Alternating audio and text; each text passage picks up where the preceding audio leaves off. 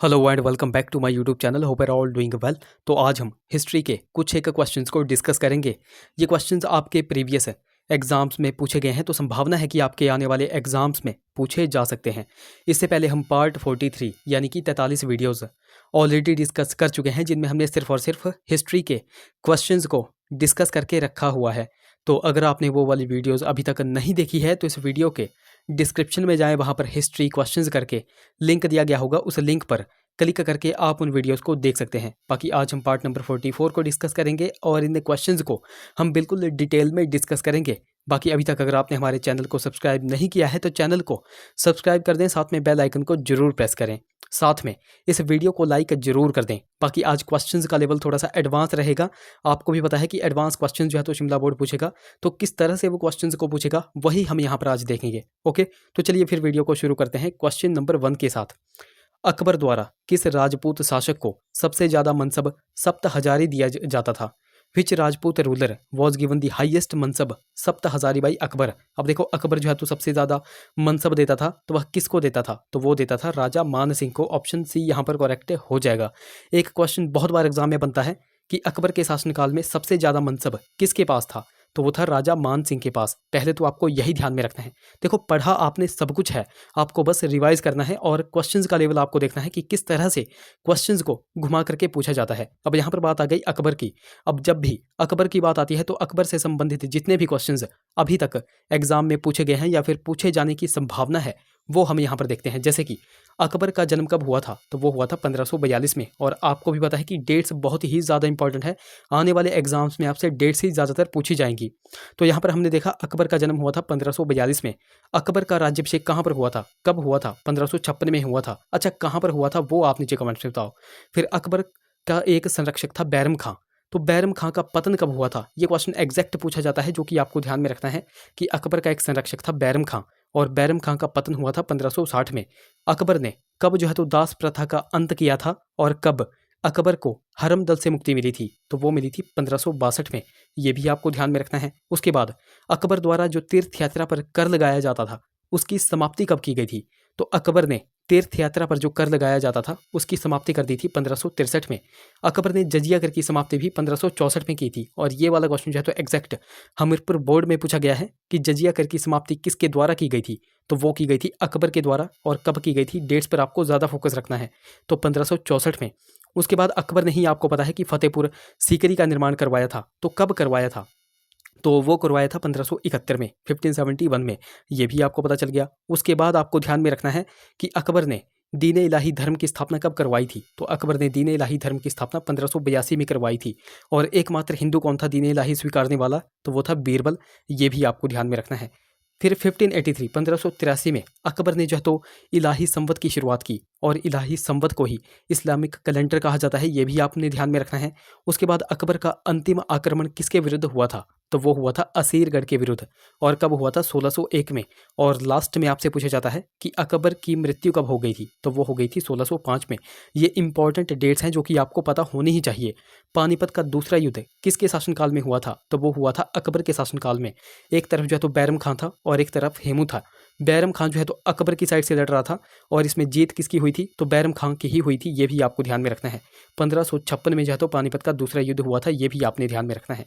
अब एक और क्वेश्चन मैं आपको बहुत बार करवाता हूँ और ये बिल्कुल बेसिक सा क्वेश्चन है कि हल्दी घाटी का युद्ध जो है तो कब हुआ था और किन के बीच में हुआ था? ये आप देखो नीचे कमेंट्स में बता दो। तो अकबर से संबंधित जितने भी क्वेश्चन एग्जाम में बन सकते हैं वो हमने यहाँ पर देख लिए। नेक्स्ट क्वेश्चन की बात करें, क्वेश्चन नंबर हमारा 2 है, इक्ता प्रथा का अंत किसने किया था? Who put an end to the इक्ता सिस्टम? अब देखो, इक्ता प्रथा, ये आप सभी ने जो है तो नाम सुना होगा, आप सभी ने इक्ता प्रथा के बारे में सुना होगा। बट कुछ एक स्टूडेंट्स यहाँ पर भी कंफ्यूज हो गए होंगे कि इक्ता प्रथा की शुरुआत किसके द्वारा की गई थी, किसके द्वारा इसका अंत किया गया और इक्ता प्रथा होती क्या है। तो देखो, आज इस डाउट को यहाँ पर खत्म कर दिया जाएगा, तो आपने बिल्कुल ध्यान से सुनना है। तो इक्ता प्रथा ये क्या थी? अब देखो, इस प्रथा के अंतर्गत जो राज्य के सैनिक होते थे और राज्य के जो अधिकारी होते थे, तो उनको उनकी सेवा यानी कि सर्विस के बदले भूमि दी जाती थी। अब देखो, प्रेजेंट की अगर बात करें तो प्रेजेंट में क्या होता है, आप जो है तो तैयारी कर रहे हैं, तैयारी के बाद आप जो है तो नौकरी करेंगे यानी कि सर्विस करेंगे, तो सर्विस के बदले आपको क्या दिया जाएगा? तो आपको पैसे दिए जाएंगे। बट पहले क्या होता था कि सर्विस के बदले जो है तो राज्य के सैनिकों को भूमि प्रदान की जाती थी और इसी को क्या कहा जाता था? तो इसी को इक्ता प्रथा कहा जाता था। यानी कि सर्विस के बदले भूमि देना। अब ये जो भूमि दी जाती थी तो यह किसके द्वारा जो है तो इक्ता प्रथा शुरू की गई थी? तो शुरू की गई थी इल्तुतमिश के द्वारा। बट इसका अंत किसके द्वारा किया गया था? यानी कि सर्विस के बदले भूमि देने का अंत किसके द्वारा किया गया था? तो अंत एक क्वेश्चन आप सभी ने बहुत बार सुना होगा अलाउद्दीन खिलजी के बारे में, कि अलाउद्दीन खिलजी ने सेना को नकद वेतन देना और स्थायी सेना रखने की नींव डाली थी। तो नकद वेतन देने का मतलब क्या हुआ? नकद वेतन देने का मतलब हुआ कि इसने इक्ता प्रथा को खत्म कर दिया था। तो यही तो आपसे यहाँ पर पूछा गया है कि इक्ता प्रथा का अंत किसने किया था? Who put an end to the इक्ता सिस्टम? तो वो किया था अलाउद्दीन खिलजी ने। ऑप्शन डी यहाँ पर करेक्ट हो जाएगा। आई होप ये वाला क्वेश्चन भी आपको समझ में आ गया होगा। बट यहाँ पर देखो दो टर्म बन रही है, एक तो बनी इल्तुतमिश। इक्ता प्रथा की शुरुआत इल्तुतमिश के द्वारा की गई और इक्ता प्रथा का अंत जो है तो अलाउद्दीन खिलजी के द्वारा किया गया। अब इल्तुतमिश और अलाउद्दीन खिलजी, इन दोनों से आपको भी पता है बहुत से क्वेश्चंस एग्जाम में बनते हैं। तो चलो वन बाय वन हम इनको डिस्कस कर लेते हैं। तो सबसे पहले बात करते हैं इल्तुतमिश की। तो इनके बारे में एक बिल्कुल बेसिक सा क्वेश्चन बनता है कि यह किस वंश से संबंधित थे? तो यह गुलाम वंश से संबंधित थे। और आपको भी पता है कि गुलाम वंश की स्थापना 1206 में कुतुबुद्दीन ऐबक के द्वारा करवाई गई थी और कुतुबुद्दीन ऐबक ने अपनी राजधानी लाहौर में स्थापित की थी। अब इल्तुतमिश से एक बेसिक सा क्वेश्चन बनता है कि इसने राजधानी लाहौर से कहाँ को स्थानांतरित की थी? तो इसने लाहौर से राजधानी दिल्ली को स्थानांतरित की थी। और यह दिल्ली की गद्दी पर कब बैठा था? तो यह 1211 में दिल्ली की गद्दी पर बैठा था। पहले तो आपको यही ध्यान में रखना है। अब इल्तुतमिश ने ही जो है तो कुतुब मीनार के निर्माण को पूर्ण करवाया था, ये भी आपने ध्यान में रखना है। इसी ने सबसे पहली बार शुद्ध अरबी सिक्के जारी किए थे, जिनमें एक तो था चांदी का टंका और एक था तांबे का जीतल। और इक्ता प्रथा किसने चलाई थी? तो ये भी हमने देख लिया कि ये भी इसी ने चलाई थी। और 40 गुलाम सरदारों का एक दल भी चलाया था जिसको तुर्कान ए चिहलगानी कहा जाता है। तो वो भी किसके द्वारा स्थापित किया गया था? तो वो इल्तुतमिश के द्वारा स्थापित किया गया था।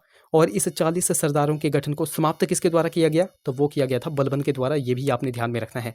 जिस तरह क्वेश्चंस को मैं लिंक करता हूँ उसी तरह क्वेश्चंस को आपको भी लिंक करना है। ओके, बाकी और भी क्वेश्चंस अगर इल्तुतमिश से पूछें तो यहाँ से एक क्वेश्चन बनता है कि हौज ए सुल्तानी का निर्माण किन्होंने करवाया था? तो वो भी इल्तुतमिश ने ही करवाया था। ये भी आपने ध्यान में रखना है। ये कुछ एक क्वेश्चंस हैं जो कि बहुत बार एग्जाम में बन जाते हैं, जो कि आपको पता होने ही होने चाहिए। अब बात करते हैं अलाउद्दीन खिलजी की। अलाउद्दीन खिलजी किस वंश का राजा था? तो यह खिलजी वंश का राजा था, ये आप सभी को पता है। खिलजी वंश की स्थापना 1290 में जलालुद्दीन फिरोज खिलजी के द्वारा की गई, लेकिन अलाउद्दीन खिलजी दिल्ली की गद्दी पर 1296 में बैठा था। ये आपने यहाँ पर ध्यान में रखना है। अब इसके बारे में बहुत से फैक्ट बनते हैं, जैसे कि बाजार प्रणाली किसके द्वारा जो है तो दृढ़ता से लागू की गई थी? मूल्य नियंत्रण प्रणाली किसके द्वारा लागू की गई थी? उसके बाद इसके बचपन का क्या नाम था? इसके बचपन का नाम था अली या फिर गुरशास्प। इसी ने सबसे पहली बार सेना को नकद वेतन देना और स्थायी सेना रखने की नींव भी डाली थी। ये भी आपने ध्यान में रखना है। अब घोड़ा दागने की प्रथा हो गई, सैनिकों का हुलिया लिखने की प्रथा हो गई। तो इन सभी का शुरुआत किसके द्वारा की गई थी? अलाउद्दीन खिलजी के द्वारा की गई थी। ये भी आपने ध्यान में रखना है। अब अलाउद्दीन खिलजी ने बहुत सी चीज़ों का निर्माण करवाया था, जैसे कि इसने जमैत खाना मस्जिद हो गई, अलाई दरवाज़ा हो गया, सीरी का किला हो गया, हजार खंबा महल हो गया, फिर कुश्क ए शिकार हो गया। तो इन सभी का निर्माण किसने करवाया था? तो इन सभी का निर्माण जो है तो अलाउद्दीन खिलजी ने करवाया था। और ये अपने आप को जो है तो सिकंदर कहता था, यानी कि द्वितीय सिकंदर कहता था। तो ये भी आपने ध्यान में रखना है कि सिकंदर एहसानी की उपाधि किसने खुद को दी थी? तो वह अलाउद्दीन खिलजी ने खुद को दे दी थी। ये भी आपने ध्यान में रखना है। तो ये कुछ एक क्वेश्चन हमने किन के बारे में देखे? तो वही हमने अलाउद्दीन खिलजी के बारे में भी देख लिए, जो कि आपको ध्यान में रखने हैं। एक और क्वेश्चन मैं आपको एग्जैक्ट बता देता हूँ, जो कि हमीरपुर बोर्ड में पूछा गया था। आपसे क्वेश्चन पूछा गया था कि कौन सा ऐसा दिल्ली का सुल्तान था जिसने खलीफा से सुल्तान पद की स्वीकृति नहीं ली थी, यानी कि इस्लामिक सिद्धांतों के अनुसार उसने शासन नहीं किया था। तो वह कौन था? तो वो भी अलाउद्दीन खिलजी ही था। ये भी आपने ध्यान में रखना है। और एक और पॉइंट में अलाउद्दीन खिलजी के बारे में आपको बताता हूँ कि 1303 में जो है तो चित्तौड़ पर आक्रमण किन्होंने किया था? अलाउद्दीन खिलजी ने किया था। और चित्तौड़ का राजा उस समय कौन था? तो वो थे एक गुहिल्ला राजा, राजा रतन सिंह। और राजा रतन सिंह की पत्नी का क्या नाम था? तो वो था पद्मावती। ये भी आपने ध्यान में रखना है। तो ये कुछ एक बेसिक से क्वेश्चंस हमने देखे, कुछ एक डेट्स हमने यहाँ पर देख ली, जो कि आपको ध्यान में रखनी है। अब नेक्स्ट क्वेश्चन की बात करें, क्वेश्चन नंबर हमारा 3 है। अब देखो ये वाला क्वेश्चन भी आपने बहुत बार जो है तो मेरे मुंह से सुना होगा कि चौथ और सरदेशमुखी कर जो है तो किसके द्वारा लिए जाते थे। तो चलो आज इसी के बारे में क्वेश्चन है। चौथ और सरदेशमुखी के बारे में निम्नलिखित कथनों पर विचार कीजिए। पहले तो आपको यही ध्यान में रखना है कि ये किसके नाम है? तो यह एक टैक्स यानी कि कर के नाम है। पहले तो आपको यही ध्यान में रखना है। और ये किन के द्वारा लिए जाते थे? तो यह शिवाजी के द्वारा लिए जाते थे। शिवाजी जो है तो मराठा साम्राज्य के संस्थापक थे। तो देखो सबसे पहला पॉइंट यहाँ पर क्या कहता है कि सरदेशमुखी, ये जो सरदेशमुखी कर था ना, तो सरदेशमुखी उन भूमि पर 10% की अतिरिक्त लेवी थी जिन पर मराठों ने वंशानुगत अधिकार का दावा किया था। अब देखो जो मराठे थे वह कुछ एक क्षेत्रों पर वंशानुगत अधिकार करते थे कि यह हमारा ही एरिया है, तो वहाँ पर रहने वाले लोगों से वह 10% जो है तो यहाँ पर टैक्स लेते थे। ये बिल्कुल पॉइंट यहाँ पर सही है। अब दूसरा पॉइंट है, मराठा जो है तो छापों से बचने के लिए ये जो चौथ कर था, मराठाओं को दिए जाने वाले भू राजस्व का 1/4 हुआ करता था। ये भी बिल्कुल पॉइंट यहाँ पर सही है। तो यहाँ पर दोनों के दोनों पॉइंट्स यहाँ पर सही हैं, इसलिए इस क्वेश्चन का राइट ऑप्शन क्या हो जाएगा? ऑप्शन यहाँ पर सी करेक्ट हो जाएगा। 1 और 2 दोनों यहाँ पर बिल्कुल करेक्ट हैं। अब यहाँ पर किसकी बात आ गई? तो यहाँ पर बात आ गई मराठों की। और मराठों की जब भी बात आती है तो मैं आपको जो है तो छत्रपति शिवाजी के बारे में बहुत से क्वेश्चन एग्जाम में करवाता हूँ, तो आज भी मैं आपको यहाँ पर करवा देता हूँ। जैसे कि छत्रपति शिवाजी, यह जो है तो मराठा साम्राज्य के संस्थापक थे। इनका जन्म कब हुआ था? ये आपके लिए इंपॉर्टेंट है। इनका जन्म 1627 में शिवनेर दुर्ग में हुआ था। ये भी आपने ध्यान में रखना है। इनके पिता का नाम शाहजी भोंसले और माता का नाम जीजाबाई था। इनके गुरु का क्या नाम था? तो शिवाजी के गुरु एक तो थे कोंडदेव और एक थे रामदास। ये आपको ध्यान में रखना है। इनका विवाह 1640 में साईबाई निम्बालकर के साथ हुआ था। डेट्स पर देखो आपको ज़्यादा फोकस रखना है, मैं आपको बार बार यहाँ पर कहता रहता हूँ। ओके, फिर क्वेश्चन आपसे बनता है कि शिवाजी ने अपनी राजधानी रायगढ़ को बनाया, तो बनाया कब था? तो शिवाजी ने अपनी राजधानी रायगढ़ को बनाया था 1656 में। ये आपने यहाँ पर ध्यान में रखना है। और शिवाजी को राजा की उपाधि जो है तो किसके द्वारा दी गई थी? तो वो दी गई थी मुगल राजा औरंगजेब के द्वारा। ये भी आपने यहाँ पर ध्यान में रखना है। किनके द्वारा दी गई थी? औरंगजेब के द्वारा जो है तो शिवाजी को राजा की उपाधि दी गई थी। अब कुछ और की भी अगर बात करें, जैसे कि पुरंदर की संधि, तो पुरंदर की संधि किन किन के बीच में हुई थी और कब हुई थी? तो पुरंदर की संधि जयसिंह और शिवाजी के मध्य में हुई थी। और कब हुई थी? 1665 में हुई थी। अब शिवाजी ने जो है तो मुगलों के केंद्र सूरत को जो है तो 2 बार लूटा था। अब वो 2 बार कब कब लूटा था, ये वाली डेट्स आपके लिए इंपॉर्टेंट है। तो एक तो लूटा था 1664 में और एक लूटा था 1670 में। ये दोनों की दोनों डेट्स बहुत ही ज़्यादा इंपॉर्टेंट है, जो कि मैं आपको यहाँ पर बता रहा हूँ। ये वाला क्वेश्चन एग्जैक्ट जो है तो हमीरपुर बोर्ड में पूछा गया है कि मुगलों के केंद्र को ये जो मराठा सम्राट थे शिवाजी, इनके द्वारा जो है तो कितनी बार लूटा गया था? तो वो लूटा गया था 2 बार। कब लूटा गया था? 1664 में और 1670 में। तो ये कुछ एक क्वेश्चंस हमने यहाँ पर देख लिए जो कि आपने ध्यान में रखने हैं। अफजल खां की हत्या भी जो है तो शिवाजी के द्वारा 1659 में की गई थी। ये भी आपने ध्यान में रखना है। और शिवाजी के मंत्रिमंडल को अष्टप्रधान कहा जाता था। ये भी आपने यहाँ पर ध्यान में रखना है। और भी अगर कुछ एक क्वेश्चंस की बात करें, जैसे कि शिवाजी का जन्म हमने यहाँ पर देख लिया 1627 में हुआ था। अब जो इम्पॉर्टेंट पर्सनैलिटीज़ होती हैं उनका जन्म और उनकी मृत्यु बहुत ही ज़्यादा इंपॉर्टेंट है, क्योंकि आपको पता है कि सम्राट अशोक की मृत्यु कब हुई थी। ये वाला क्वेश्चन एग्जैक्ट हमीरपुर बोर्ड में पूछा गया है। तो छत्रपति शिवाजी महाराज का जन्म कब हुआ है और इनकी मृत्यु कब हुई थी, ये वाला क्वेश्चन भी इंपॉर्टेंट बन जाता है। तो शिवाजी की मृत्यु कब हो गई थी? 1680 में हो गई थी। जन्म हुआ था 1627 में और मृत्यु हो गई थी 1680 में। तो ये इंपॉर्टेंट डेट्स भी मैंने आपको यहाँ पर बता दी, जो कि आपने बार बार यहाँ पर रिवाइज़ करनी है। बाकी देखो, अभी तक अगर आपने हमको टेलीग्राम और इंस्टाग्राम पे फॉलो नहीं किया है तो वहाँ पर जाकर फॉलो कर ले, लिंक आपको डिस्क्रिप्शन में मिल जाएगा। बाकी देखो, लिंक कई बार चलता नहीं है, तो आपको सिंपली टेलीग्राम पे जाना है और @Let'sPrepare2 सर्च करना है, आपको हमारा चैनल मिल जाएगा। उसी प्रकार आपको इंस्टाग्राम पे जाकर के लेट्स प्रिपेयर टुगेदर सर्च करना है। अगर कोई क्वेरी होगी तो आप मुझे इंस्टा पे मैसेज कर सकते हैं। नेक्स्ट क्वेश्चन की बात करें, क्वेश्चन नंबर हमारा 4 है, औरंगजेब की मृत्यु कहाँ पर हुई थी? Where did Aurangzeb die? अब देखो, क्वेश्चंस का लेवल अगर आपको अच्छा लग रहा है ना, तो जरूर से वीडियो को लाइक कर दें और अपने भाई बहनों के साथ जरूर से वीडियो को शेयर करें। अब ये तो आप सभी को पता है कि ये जो औरंगजेब था, इसकी मृत्यु कब हुई थी? तो वो हुई थी 1707 में। बट ये होते हैं फैक्चुअल क्वेश्चंस है कि इनकी मृत्यु हुई कहाँ पर थी। तो औरंगजेब की मृत्यु अहमदनगर, भिंगार अहमदनगर में हो गई थी। और कब हुई थी? 1707 में। ये आपको यहाँ पर ध्यान में रखना है। अब यहाँ पर आपको पता चल गया कि औरंगजेब की मृत्यु अहमदनगर में हुई थी। अब औरंगजेब के बारे में हम बहुत कम डिस्कस करते हैं, तो चलो आज जो है तो मौका मिला है, तो औरंगजेब के बारे में जितने भी इंपॉर्टेंट क्वेश्चंस एग्जाम में बन सकते हैं वो हम यहाँ पर देखेंगे। और औरंगजेब से बहुत से क्वेश्चंस एग्जाम में पूछे भी गए हैं, वो सारे के सारे क्वेश्चंस आज हम यहाँ पर देख लेंगे। तो देखो, औरंगजेब का एक भाई था दारा शिकोह। तो औरंगजेब का भाई दारा शिकोह और औरंगजेब, इन दोनों के मध्य में जो है तो उत्तराधिकार को लेकर के युद्ध हुआ था। तो वो युद्ध कौन कौन से थे? तो एक तो था धर्मट का युद्ध और एक इम्पॉर्टेंट युद्ध था सामूगढ़ का युद्ध। ये युद्ध किन किन के बीच में हुए थे और कब हुए थे, किसकी यहाँ पर जीत हुई थी, ये क्वेश्चंस बहुत बार एग्जाम में बनते हैं। तो सबसे पहले धर्मट का युद्ध हुआ था, तो ये हुआ था 1658 में। और सामूगढ़ का युद्ध भी जो है तो 1658 में हुआ था। तो ये युद्ध हुआ था औरंगजेब और औरंगजेब के भाई दारा शिकोह के बीच में। और इन दोनों ही युद्धों में किसकी विजय हुई थी? तो वो ऑब्वियसली किसकी होगी, तो वो होगी औरंगज़ेब की। ये भी आपने यहाँ पर ध्यान में रखना है। अब औरंगज़ेब क्या होता है, औरंगज़ेब जो है तो दिल्ली का सम्राट यहाँ पर बन जाता है। और औरंगज़ेब से बहुत से क्वेश्चन एग्जाम में बनते हैं, जैसे कि औरंगज़ेब की पत्नी का क्या नाम था, तो औरंगज़ेब की पत्नी का नाम था दिलरास बानो बेगम। ये आपको यहाँ पर ध्यान में रखना है। फिर और भी क्वेश्चन बनते हैं, जैसे कि औरंगज़ेब के गुरु का क्या नाम था, तो औरंगज़ेब के गुरु थे मीर मोहम्मद हकीम। क्या थे, मीर मोहम्मद हकीम। जिंदा पीर किसे कहा जाता था, तो वह औरंगज़ेब को ही कहा जाता था। और औरंगज़ेब जो है तो इस्लाम में कौन से धर्म को मानता था, ये भी आपने ध्यान में रखना है कि यह सुन्नी धर्म को मानता था, यह शिया धर्म को नहीं मानता था। ये आपने यहाँ पर ध्यान में रखना है। यह किस धर्म को मानता था, तो ये मानता था सुन्नी धर्म को। ये भी आपने ध्यान में रखना है। अब एक क्वेश्चन मैंने आपको प्रीवियस क्वेश्चन में ही करवाया कि जो शिवाजी थे, छत्रपति शिवाजी थे, तो शिवाजी को राजा की उपाधि किन के द्वारा दी गई थी, तो वो दी गई थी औरंगज़ेब के द्वारा। तो एक और क्वेश्चन एग्जाम में आपको ध्यान में रखना है कि ये जो औरंगज़ेब था, इसने शिवाजी को बंदी बना दिया था। तो बंदी बनाकर इन्होंने कहाँ पर रखा था, तो बंदी बनाकर इन्होंने शिवाजी को जो है तो जयपुर भवन में रखा था। कहाँ पर रखा था, जयपुर भवन में। ये भी आपने ध्यान में रखना है। ये औरंगज़ेब था ना, औरंगज़ेब ने ही जो है तो जो 9वें गुरु थे, 9वें सिख गुरु थे, जिनका नाम था गुरु तेग बहादुर, तो उनकी हत्या भी किन्होंने की थी, तो वह भी औरंगज़ेब के द्वारा ही जो है तो उनकी हत्या करवाई गई थी। ये भी आपने ध्यान में रखना है।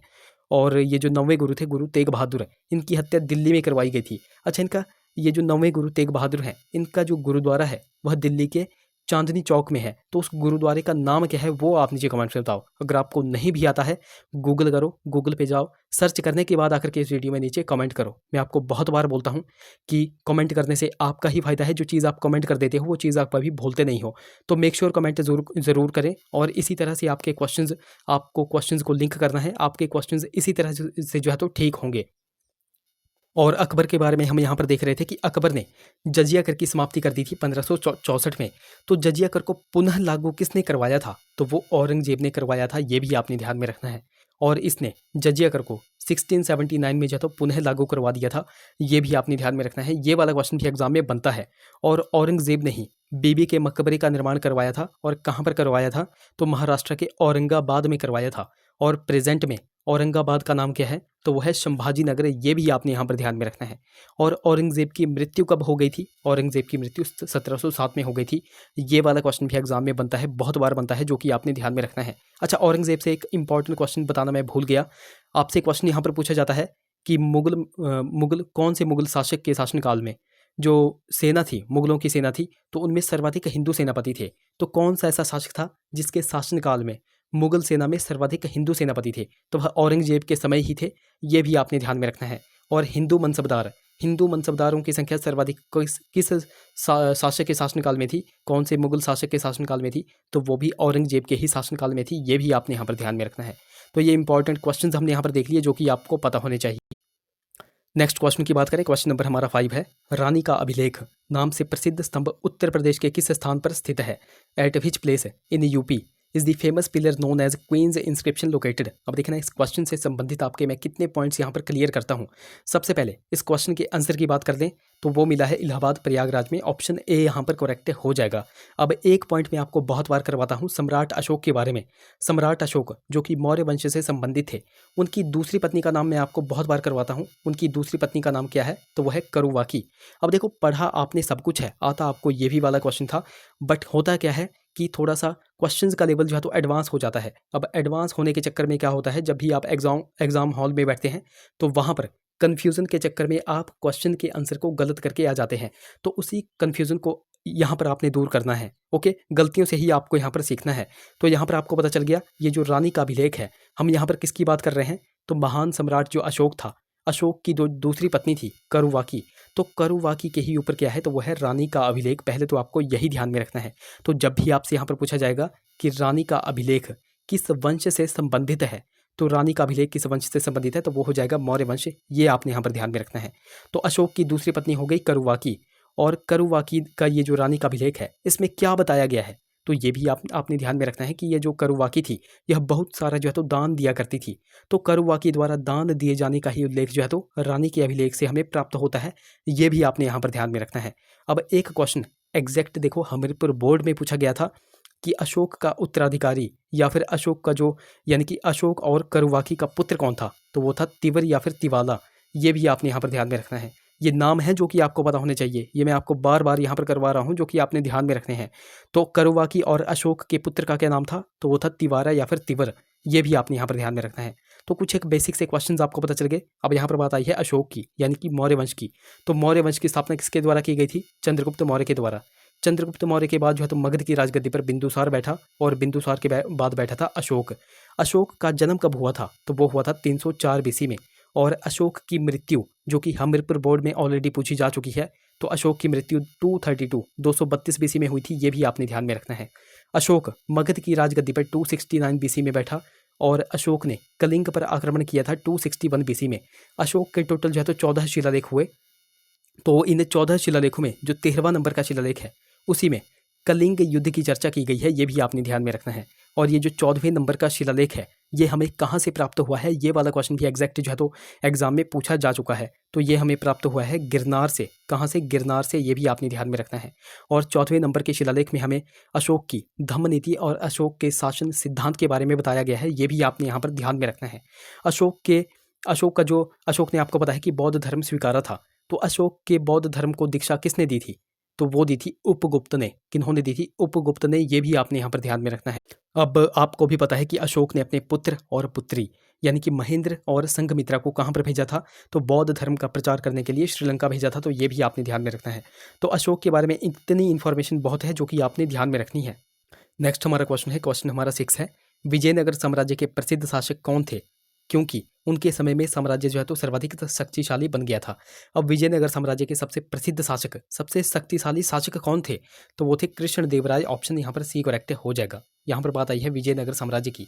तो विजयनगर साम्राज्य पर टोटल 4 वंशों ने शासन किया था। तो वो 4 वंश कौन कौन से थे? तो उनमें संगम वंश, सालु वंश, तुलु वंश और अराविडु वंश, ये 4 वंश हैं जिन्होंने विजयनगर साम्राज्य पर यहाँ पर शासन किया था। अब ये जो कृष्णदेवराय हैं, यह कौन से वंश से संबंधित थे? तो ये थे तालुव वंश। संगम, सालव, तुलुव, यह तुलुव वंश से संबंधित थे। तो ये भी आपने यहाँ पर ध्यान में रखना है। अब यहाँ पर बात आई है कृष्णदेवराय की। तो कृष्णदेवराय से बहुत से क्वेश्चन एग्जाम में बनते हैं कि यह कब जो है तो शासक बने थे? तो यह 1509 में जो है तो शासक बने थे।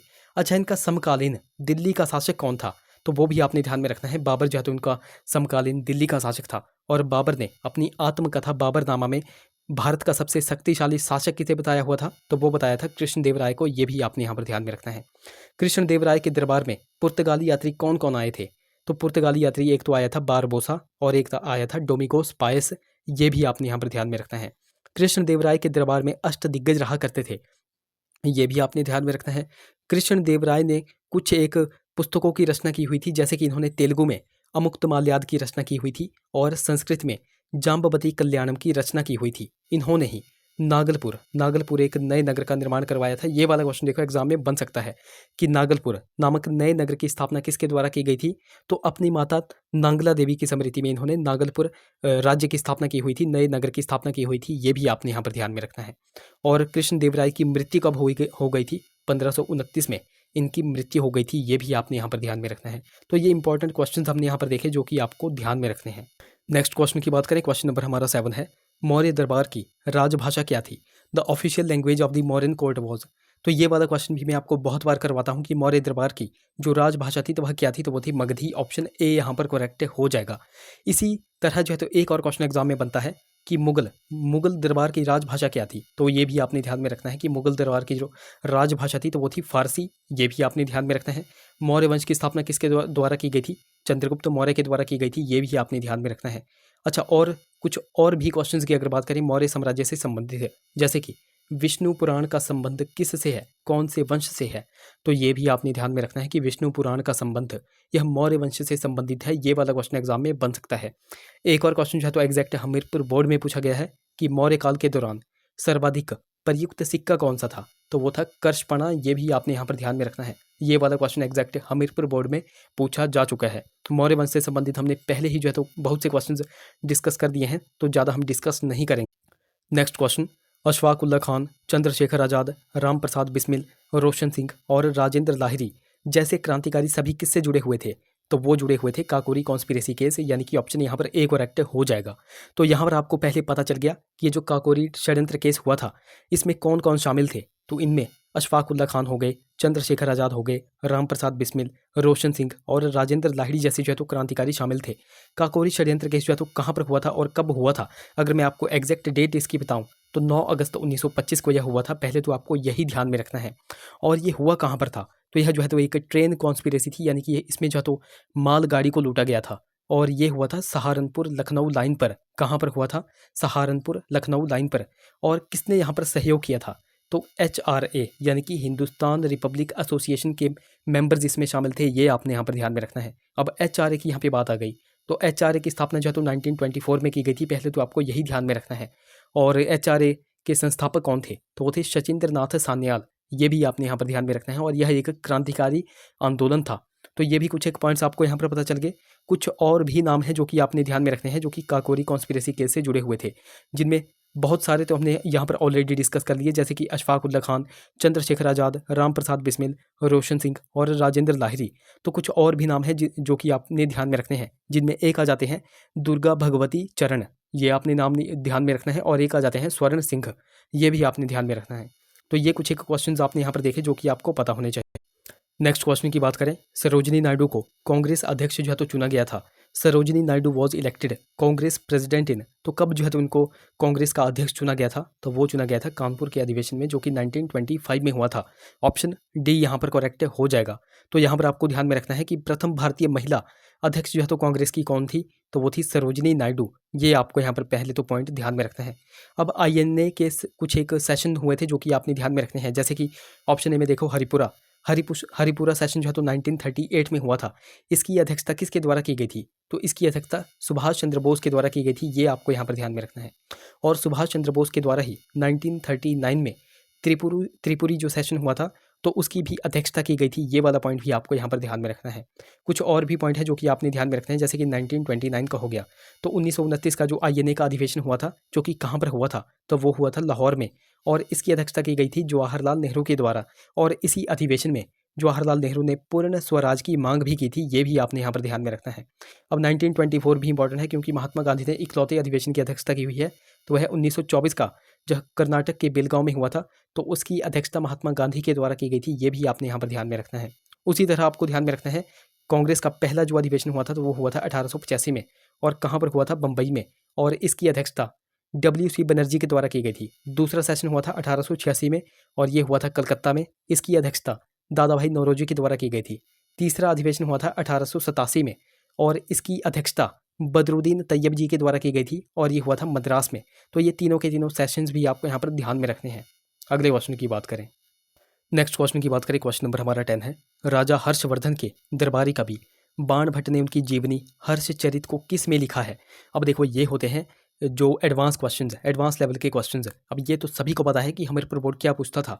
हमीरपुर बोर्ड पूछता था कि ये जो राजा हर्षवर्धन थे, इनके दरबारी कवि कौन थे? तो वो हो जाते थे बाण भट्ट।